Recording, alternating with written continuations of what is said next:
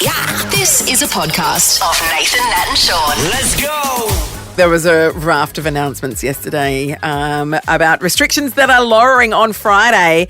The Premier, Mark McGowan, joins us now. Oh, there's the royal music. Hello, Premier. Hello, Mark. Good morning, everyone. The Prince of Rockingham. Yeah. Hey, before we get stuck into all these restrictions and stuff, how was your ISO? Did you do anything fun or productive? Did a lot of work. No, we don't want to know about that. What, about work, do you mean a jigsaw? What? Lots of Teams meetings. Still a lot of, they kept dropping off briefcases full of stuff for me. Those brown paper bags so they don't collect themselves. Only brown paper bags are the ones with wine in them. Not bad. But no, did a lot of work. I did a little bit of work around the house. Did a bit of resting, recover. Well, because you were positive to COVID, weren't you? So were you very unwell? I wasn't very unwell. I was a bit unwell for a few days. You're just a bit tired and achy and didn't feel your headaches and all that sort of stuff. Felt a bit unwell for a few days. But obviously one of my sons was very sick. That Is he okay now? He's fine now. But he was sick for about 4 days. That's scary, isn't it? When there's your children, you have a bit of a... You sound really run down right now. Yeah, you do okay? still sound sick. I'm okay. What's wrong? I'm good. Are you out of ISO? No, I'm not. No, you still sound symptomatic.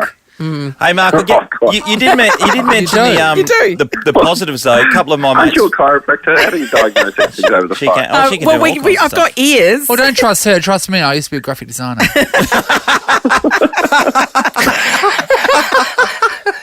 You sound like you shouldn't be allowed in the office. I come with something. Yeah. It's a piriformis. It's definitely the piriformis. That's your butt cheek. A couple of my mates who have been sick like you just described and household family members, one of my mates was really positive about it because, like you were saying before, he just got through a ton of work without anybody bothering him. He just was able to put himself in his own little room. In the zone. So, there are some, I guess if that's exciting, getting some stuff done you may have put off. Oh, exactly. It's got its upsides, but you just don't want to get too sick. No, of course. If you get too sick, well, then it goes real bad. Yeah. I got a few things done and all that sort of stuff, and you had a bit of time just to, catch up with things. Yep. Now, Mark McGowan, I have 150 masks, 3 boxes of 50 that are unopened. Am I going to put them in a time capsule? Is there some sort of buyback scheme? Did you see the cartoon today? Yes, various uses for masks. Oh, okay, right. Yeah. You could create a costume. If you join them together in certain ways, you could create a sort of a garment. Yes. There's bathing costume, shoulder pads. Shoulder pads. I reckon you could put them together and create something, an ensemble that would wow people. Oh, maybe I'll get the banana out, and I'll only need maybe 1 or 2 of them. I'll make you some Mardi Gras underwear, Mark. Yeah, do that. That would be you could just create a whole suit or something like that. Oh no, I'll just make your underwear. You are very talented. I remember that time you made that pie. That was very good. That's right. Thank you. Of me. Yeah, so you could do that.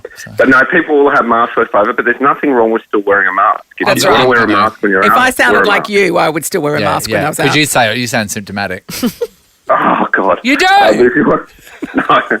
I don't think so. Or you sound symptomatic or you sound depressed. What is it? Which is it?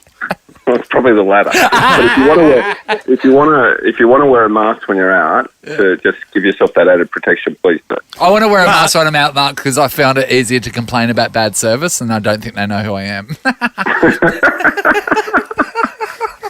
Mark, I've got a couple of questions for you. There's a couple so with the mandates we've all read in the paper and stuff like that. So we had kind of this discussion before. What do you say to people that have gone through it without getting vaccinated and now go, I'm back at the pub and I told you I'd wear you down. And but they still can't go to work, though. They can't, not in all places, jobs, just some jobs. Some jobs. If you work here, you still can come. That they've lived through this time because you did say that this is going to be everlasting, and there was a period where you said this go on for years, but it's been 4 months. What do you say to those people? Well, I just encourage them to get vaccinated. So that's my advice to them. But it's less than 1% of people. It's actually a very small number of people now know it had the first or second dose. Third dose, we're at about 80%, which is the highest in Australia and perhaps the highest in the world. and we continue to climb every day. But we just got to keep doing that, because that is the thing that. There's a couple of things that made a big difference. One is vaccinations. 2 is keeping the borders up, so we kept it out whilst we got vaccinations up. And 3 is masks, which stopped the spread. So just, the medical science is in. In our hospitals, the latest figures we had was of the people admitted to hospital, 32% have had no vaccination. So that's out of 1% of the entire population. So you're 32 times as likely to be in hospital if you've had no vaccination. Yeah. So, look, the proof is we just encourage people to, accept medical science. We do in every other field of life. Yeah. Just those people are very happy to accept medical intervention when they get deathly ill. It's like maybe prevent it. You know the 1% of the population thing. It's really weird because I remember just a little while back because of the mandates. I think it was the building industry said that we need these mandates gone because it's crippling our industry. And then I go, well, if it's less than 1%, how many? What, are they all builders? Yes. It's 1% 20,000 people though, isn't it? Is that right? Population. So that's Yeah, but they're not all builders. Construction industry. I know, but say you're looking at, I don't know, say a couple of thousand people, if they were protesting, you go, oh, that's a lot of people, but it's not when you talk about 1%.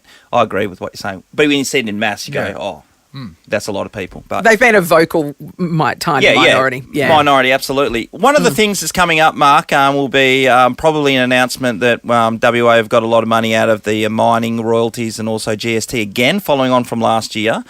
And I was thinking about the poor people who have had businesses, more so cafes and, the hotels group, who have probably carried the can for everybody else. I mean, they're the industries that have been hit. A lot of other industries have thrived along the journey. And particularly with a hard border set up, tourism is another one. Would there be a case for you to splash some cash their way, given that they, in my own opinion, they carried the can for everybody else during this period? We actually have. Since the late last year, we put nearly $500 million into business packages, but we're going to do a lot more on that. In fact, you'll see some announcements today around that sort of thing. So I feel a lot for those businesses. Some of it's hospitality, particularly in the CBD. Some of it's retail. You remember when there was closed down? Yeah, retail, absolutely. In 2020, some of the retail businesses. On the other hand, other businesses, like tourism in the regions, went off the charts. Yes. You couldn't get anywhere to stay. No. Lots of businesses, bottle shops, supermarkets, the mining industry, agriculture, they went absolutely, real estate went out of control. So there's some out of control successful, that is, whereas others not so well. So, look, we're looking at what further targeted packages we can do, but the best thing people can do is now most of this stuff is removed, is go out, go to your cafe, go to your restaurant, go to your bar, go to your retail outlet, go to your dress shop, whatever it is, and buy something from it. Yep. Can you give me some money? I've got some masks. He's got heaps of money, don't worry about it.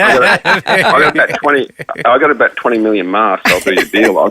Yeah. I know, I was just thinking back of our relationship. You've never bought me like a proper present. Like you brought me a T-shirt with your face printed on that. I still wear that. I wear that to bed, Mark. He does. Hey, hello. He does. So I've got that. To do with the wash. Well, next time I come in, I'll bring you a present, all right? Oh, something good. Something good, though. I know how much money Bear in mind, it might be COVID, judging by the sound of him. Because you sound symptomatic. Right. I'm not symptomatic. Well, you sound it. Well, just because you're a medical professional, you think you know everything. Wow. He's a bit grumpy when he's symptomatic, isn't he? Just? It's always a pleasure, Premier. All right, hey, make one of your announcements on our show next time, not the day before or don't the say morning I'm making after. it later today. Oh my God, it's so frustrating. Hard-hitting news. You want me to do some hard-hitting news on your show? Yeah. All right. Thank you. All right, just something of substance, please. Bring something of substance to the table, McGowan. I will. Next time, I promise. All right, get time. better. You sound symptomatic. See you, mate. See you guys. Love you, bye. Bye. Nathan, Nat and Shaun is a Nova podcast. For more great comedy shows like this, head to novapodcasts.com.au.